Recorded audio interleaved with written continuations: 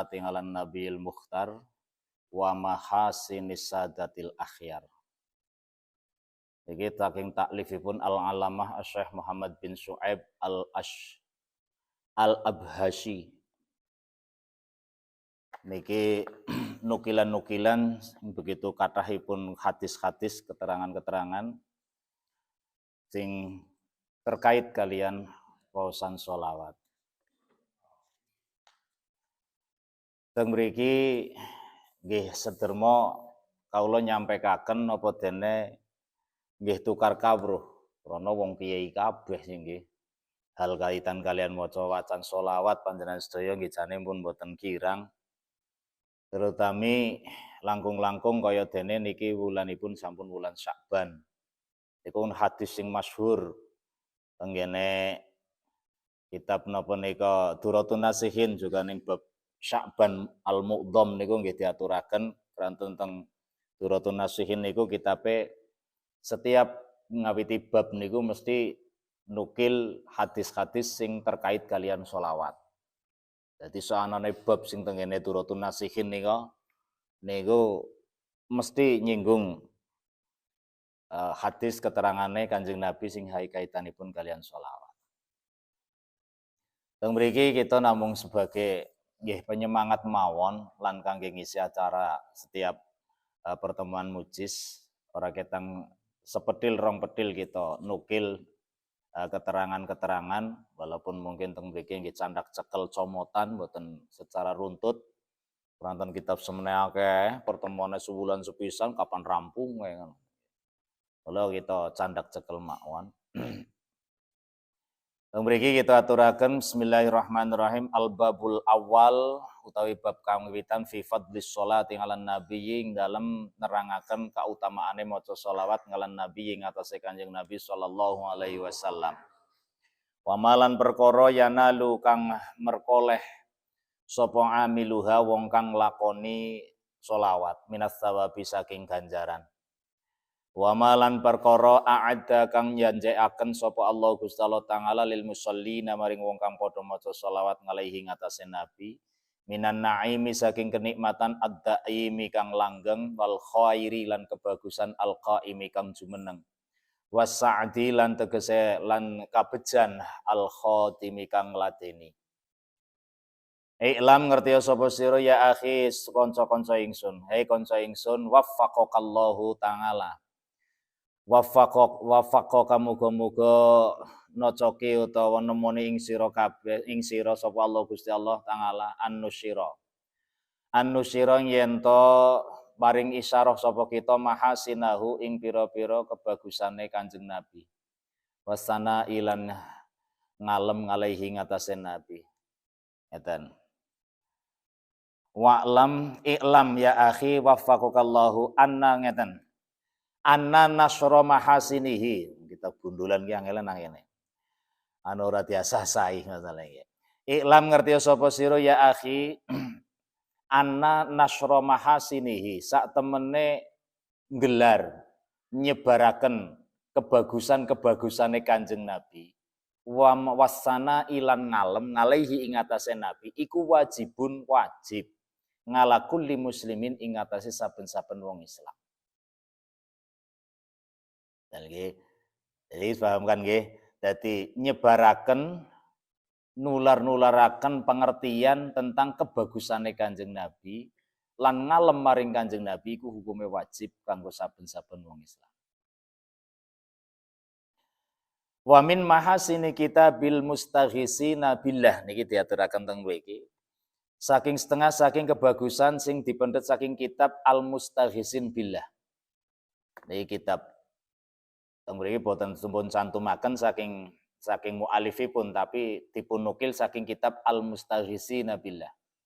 Anna dzikron nabiyyi isine nukilane. Anna dzikron nabiyyi sak temene nutur Kanjeng Nabi Muhammad sallallahu alaihi wasallam. Bisa dimanani dzikir niku nyebut nutur berarti nyeritakaken nggih saged utawa eling nggih. Kantun gari Syekhul Kalame teng pundi pemahamannya. Anna dzikron nabiyyi umpamane dimaknani bahwa sesungguhnya sak temene eling maring Kanjeng Nabi, wasyukrihi lan mensyukuri Kanjeng Nabi utawa matur nuwun maring Kanjeng Nabi. Wa mailil qulub wa mailal qulubi lan sak temene condonge ati ila mahabbatihi maring demen maring Kanjeng Nabi, wa birrihi lan baguse Kanjeng Nabi li ummatihi maring ummate Kanjeng Nabi, wal intiwai lan tegese napa jenengane nemen-nemen ni ngalam mu'adotihi ing atase napa kesaenane Kanjeng Nabi kenging wa nasrihi lan tenggese wa nasrihi lan nulungine Kanjeng Nabi la siaman apa maneh min mahabbatihi saking mencintai Kanjeng Nabi iku fardu ngalal qulubi ing atase ati hatman kelawan mesti. Intinya supaya ada kecintaan, menumbuhkan rasa kecintaan maring Kanjeng Nabi, bisane kecintaan itu tumbuh niku kita ngertosi kesainan-kesainane Kanjeng Nabi. Maka menyebarkan atau kita mempelajari atau ngemut-emut tentang kebaikan-kebaikan Kanjeng Nabi niku satu hal sing wajib supaya nukulaken rasa mahabbah. Kaifala, bagaimana tidak? Bagaimana tidak? Waqad angqodana, teman-teman wis nyelametaken ing kita sapa Allah Ta'ala Gusti Allah Ta'ala bihi kelawan Kanjeng Nabi minan nari saking neraka. Dengan adanya Kanjeng Nabi niku harapan untuk selamat sekang geni neraka niku ya diselametake dening Gusti Allah niku terwujud.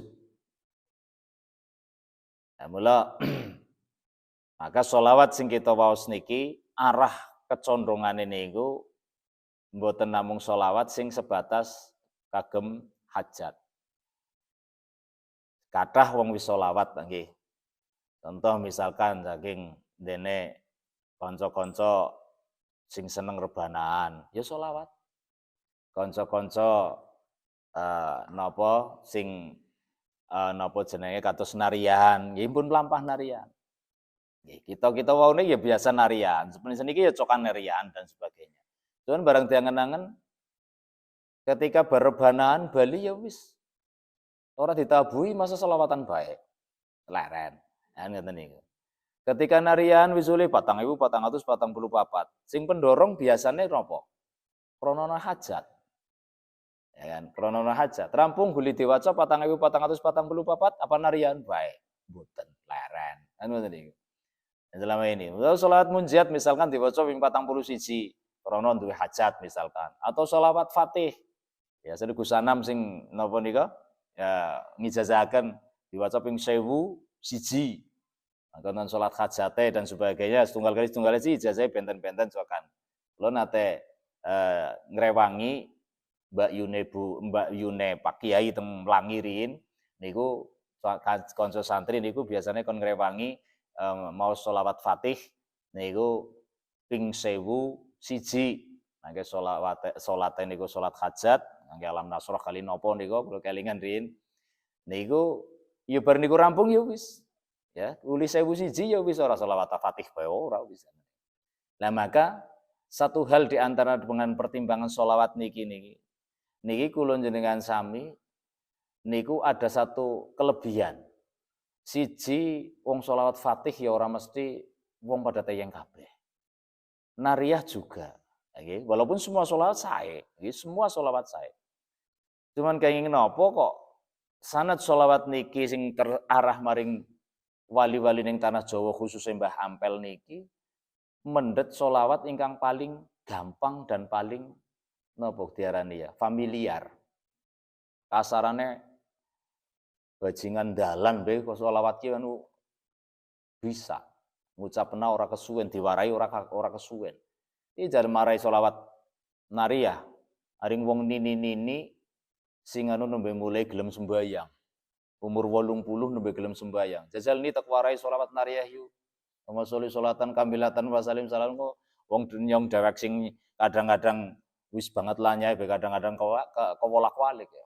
Tan halu bihil kurobo apa tan halu bihil mukodu, tan halu bihil apa Pak?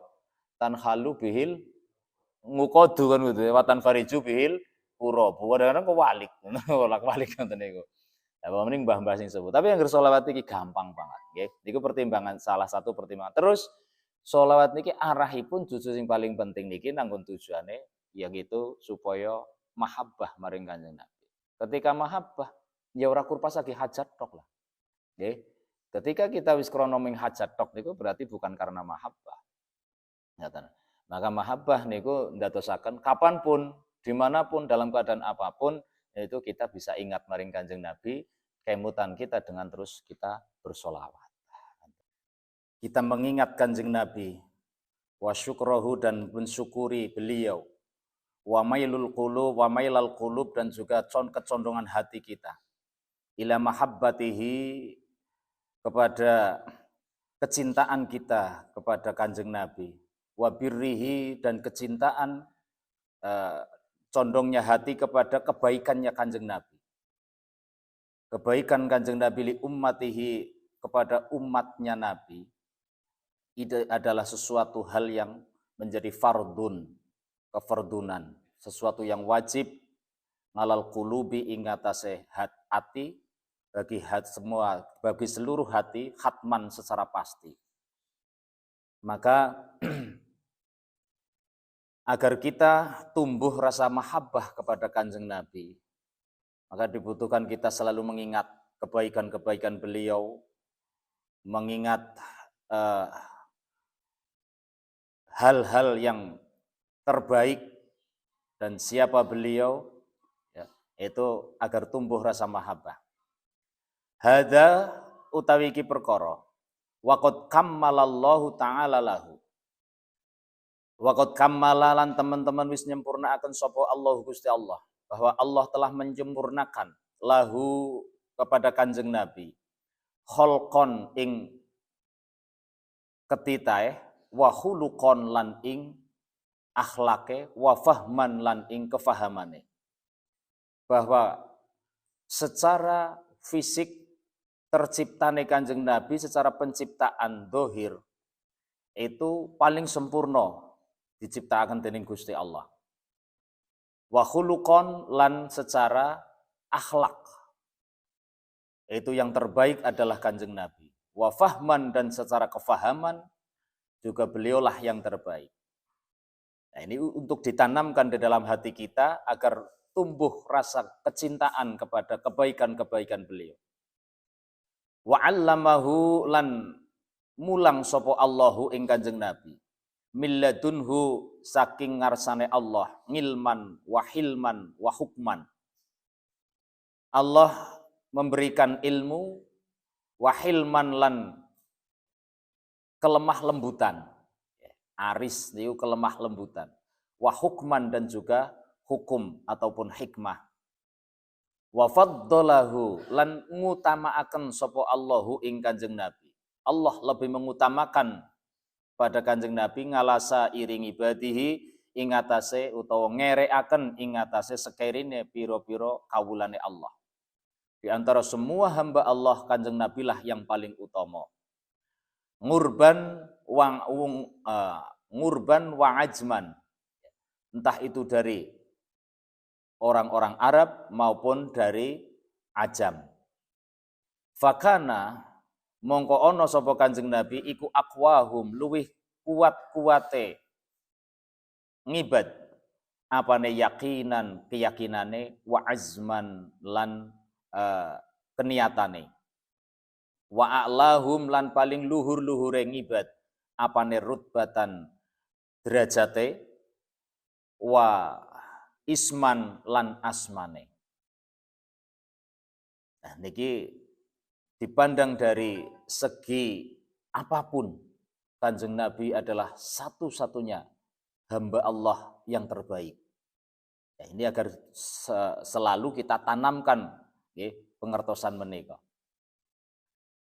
Di antara lagi yang sering beliau sampaikan Shahihus Sanad ketika akan yang mungkin terkadang di dalam pengajian-pengajian yang telah kita terima itu umumnya ketika kita memperingati peristiwa Isra Mi'raj yaitu malam 27 Rajab. Itu kita diarahkan untuk mengingat satu hal yang sangat penting dalam peristiwa itu, yaitu diwajibkannya sholat 5 waktu. Tapi ternyata bila kita mengangan-angan lagi, kita angan-angan lagi, ada sesuatu yang lebih penting dari itu, sing berkaitan dengan Kanjeng Nabi khususnya. Apa itu?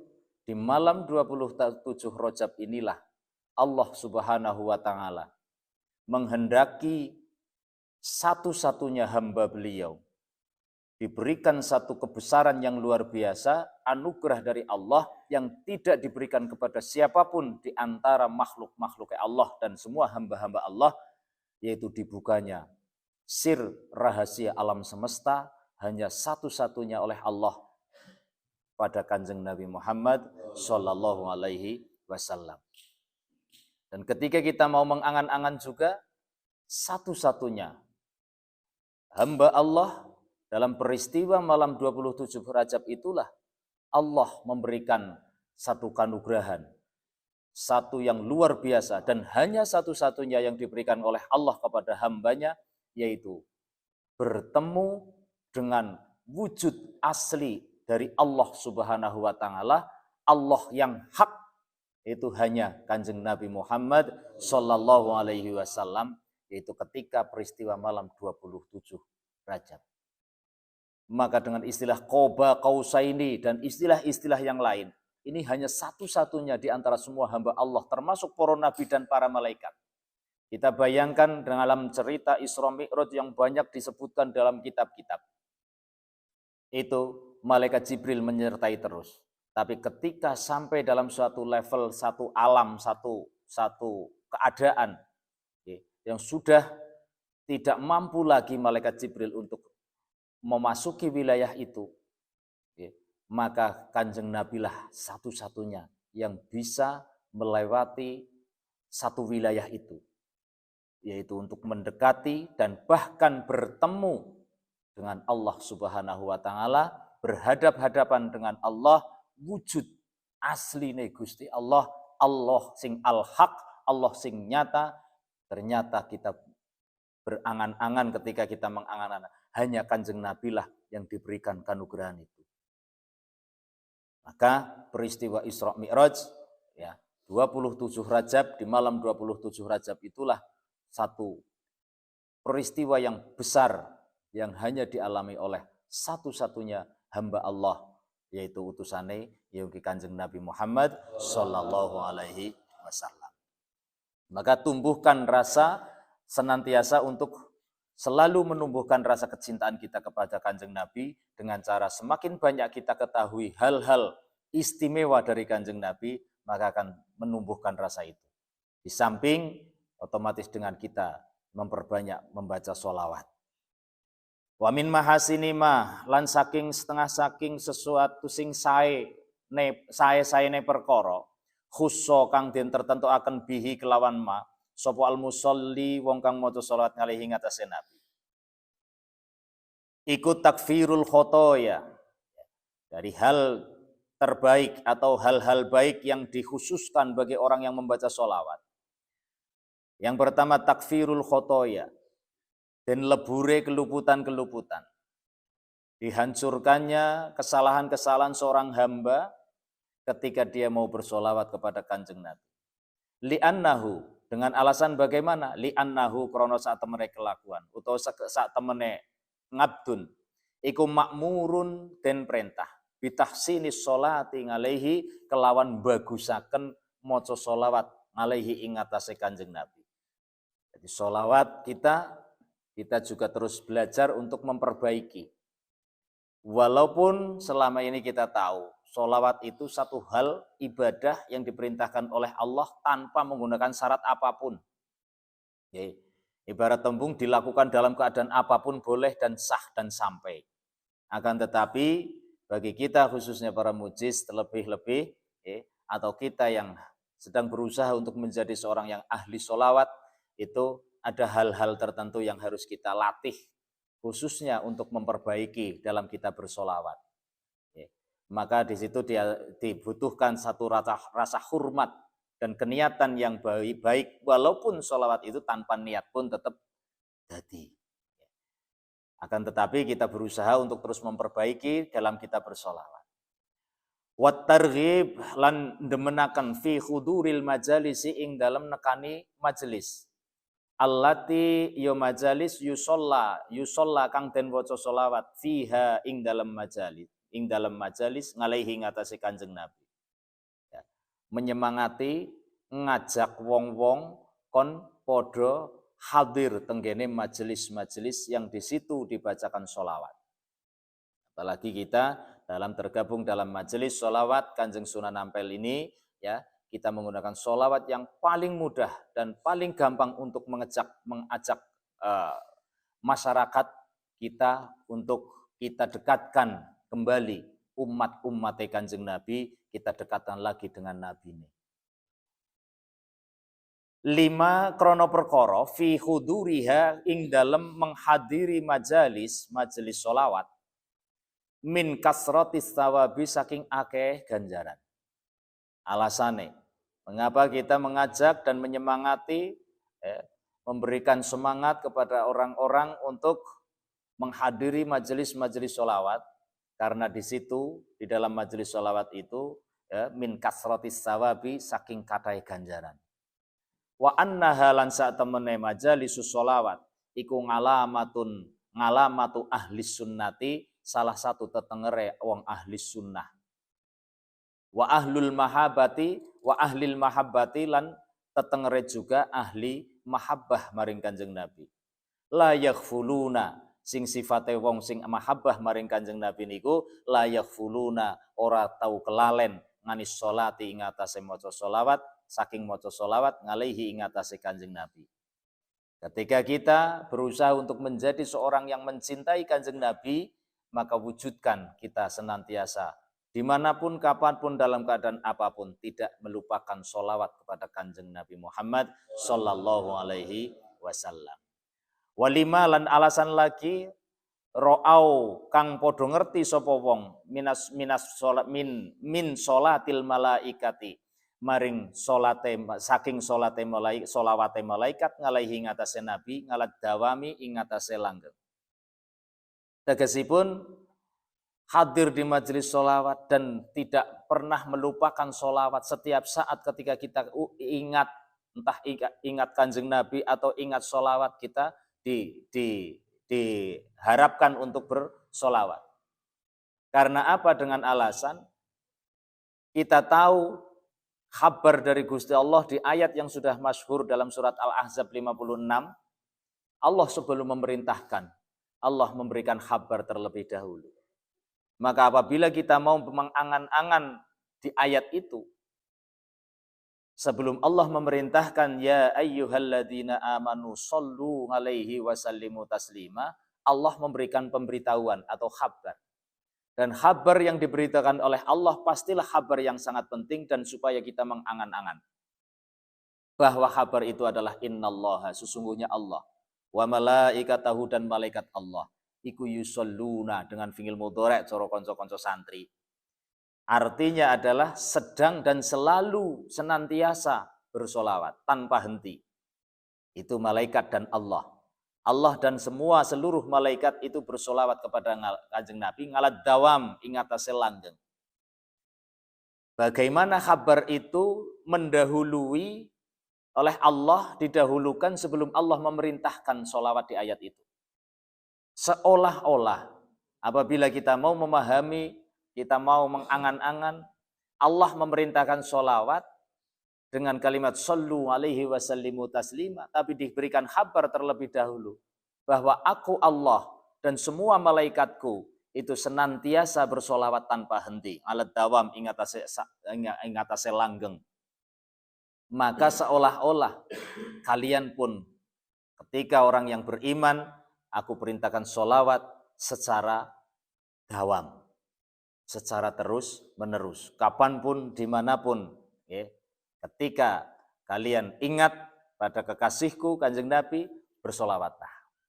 Nah, maka dengan solawat yang kita dakwahkan ini, solawat yang begitu mudah, tapi dengan pertimbangan sudah sesuai dengan perintahnya Allah, sallu alaihi wasallimu taslima, maka kita ucapkan Allahumma sholli wasallim.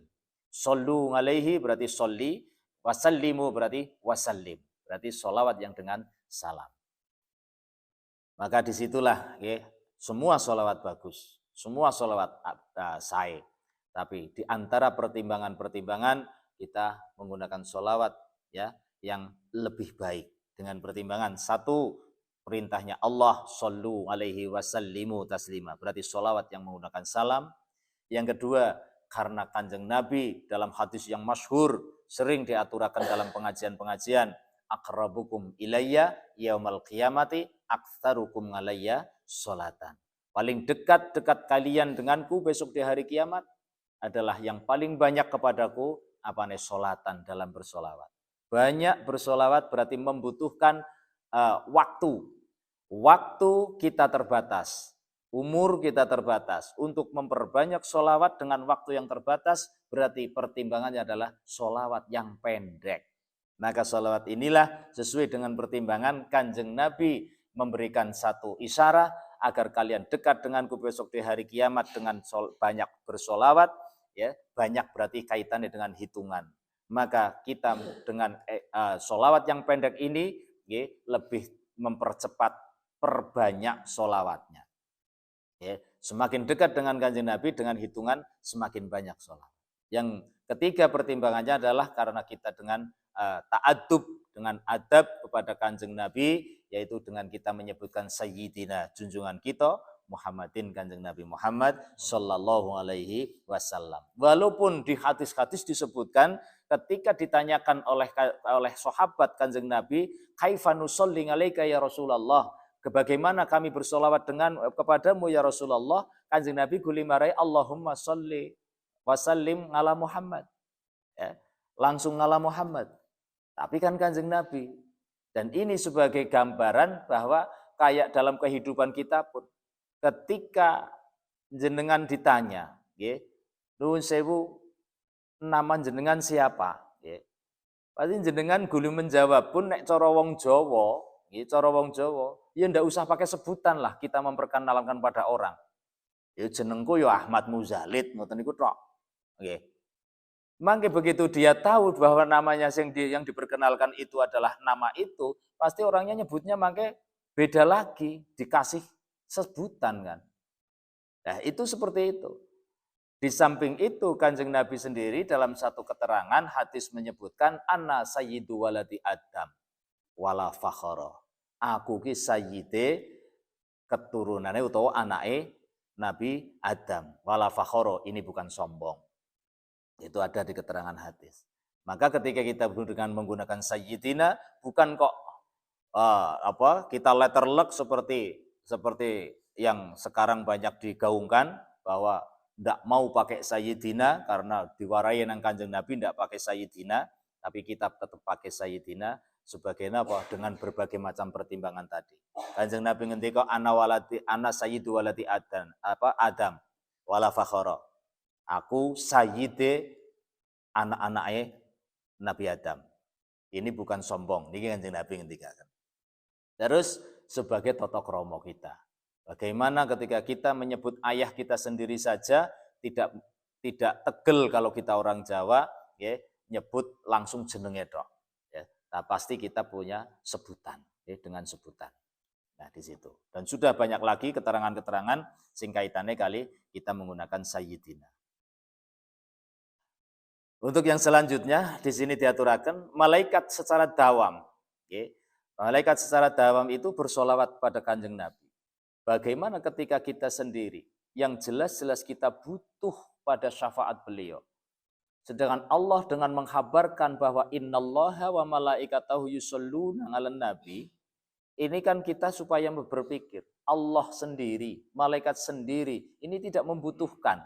Allah tidak butuh maring kanjeng Nabi. Malaikat sendiri pun ketika bersolawat di situ dengan bermakna doa atau istighfar.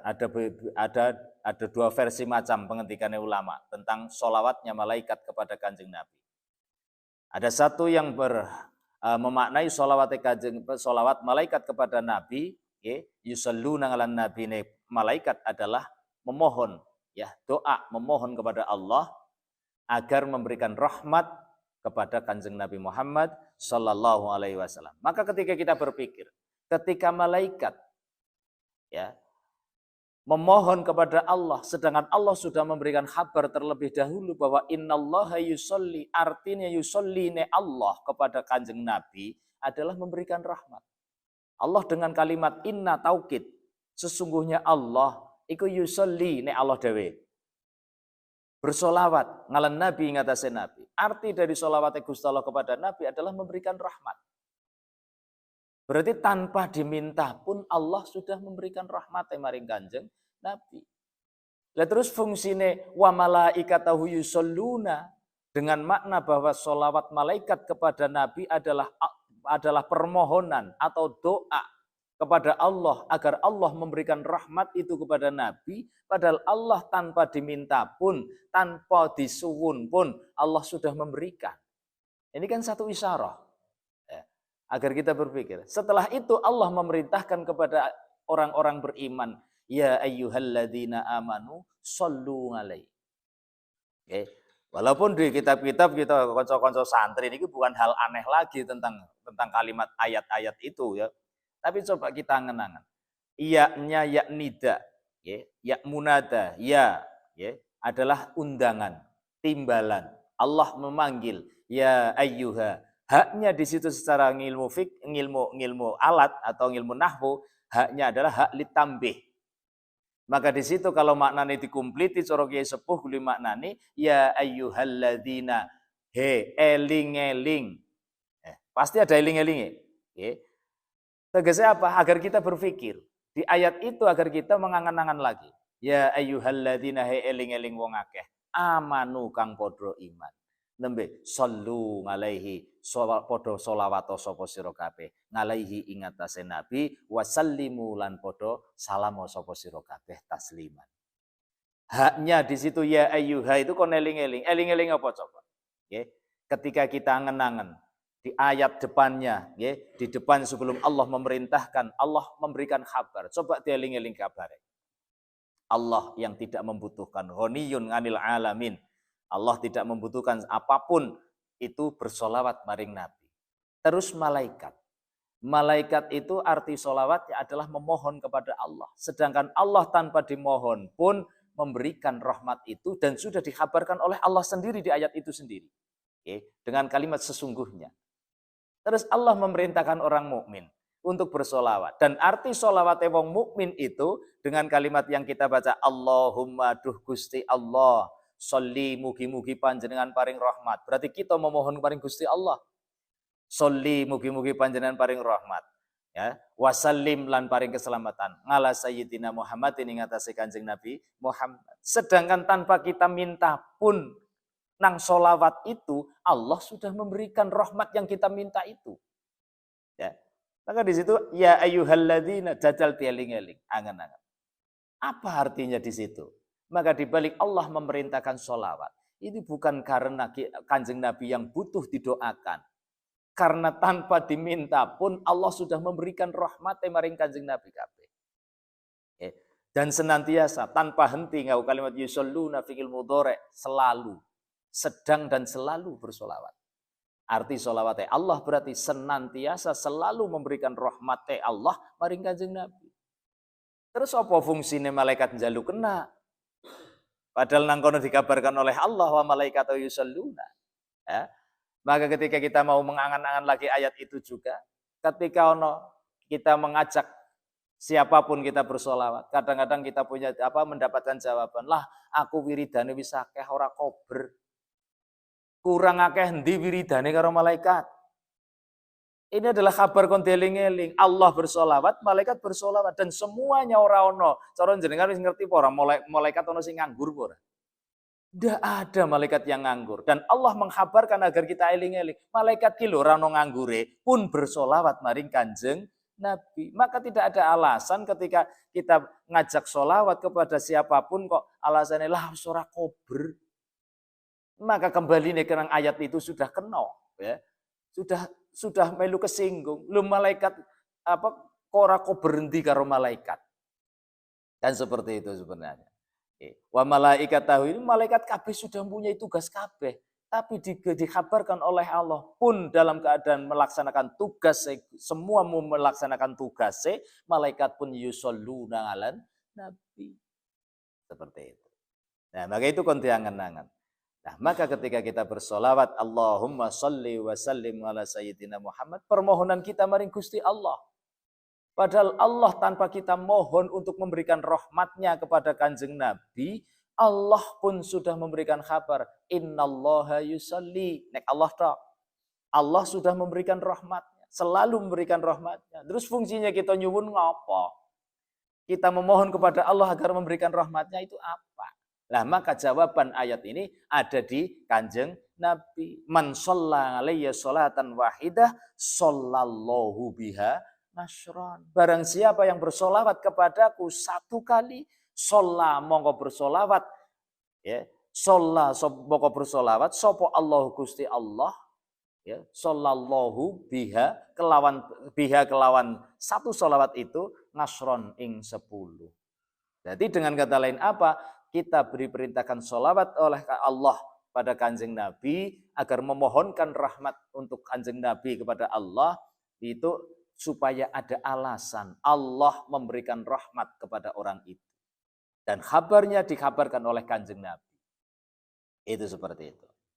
Maka monggo sareng-sareng konco-konco mujis dalam majelis sholawat Kanjeng Sunan Ampel ini, maka bareng-bareng marilah kita terus pupuk kesemangatan kita, ajak siapapun untuk memperbanyak sholawat, ya, yang arahnya sholawat yang kita baca ini nanti adalah agar kita tumbuh rasa mahabbah, rasa kecintaan kita maring Kanjeng Nabi Muhammad sallallahu alaihi wasallam, dan Kanjeng Nabi sudah memberikan sinyal man ahabbani kana ma'i fil jannah. Man utawi sapane wong iku ahabba demen sapa man ni ing ingsun kana mongko wus ana, cara santri pondok Lemaknan. Kana nganggo fingil mati, wis ana sapa wong mau, sapa man iku ma'i bareng sartane ingsun fil jannati ing dalam swarga. Ya, barang siapa yang mencintaiku maka sudah, ya bahasanya nganggo fingil mati, maka sudah bersamaku di sorga. Padahal faktanya kita belum di sorga. Maka ketika ada fi'il mati digunakan untuk sesuatu yang dalam faktanya belum, itu bermakna pasti. Nah, ini ketika ini Nabi.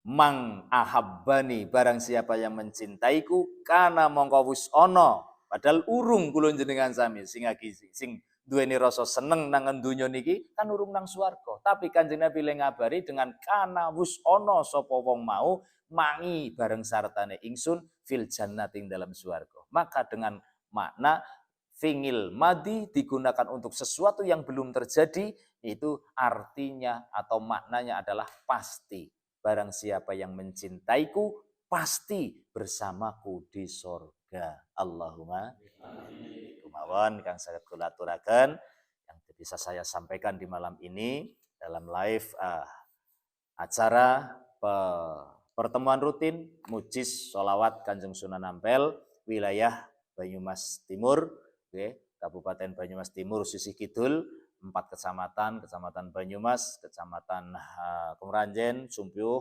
dan Tambak. Satu lagi, 5 berarti, Somagede. Kecamatan Somagede. Alhamdulillah, semoga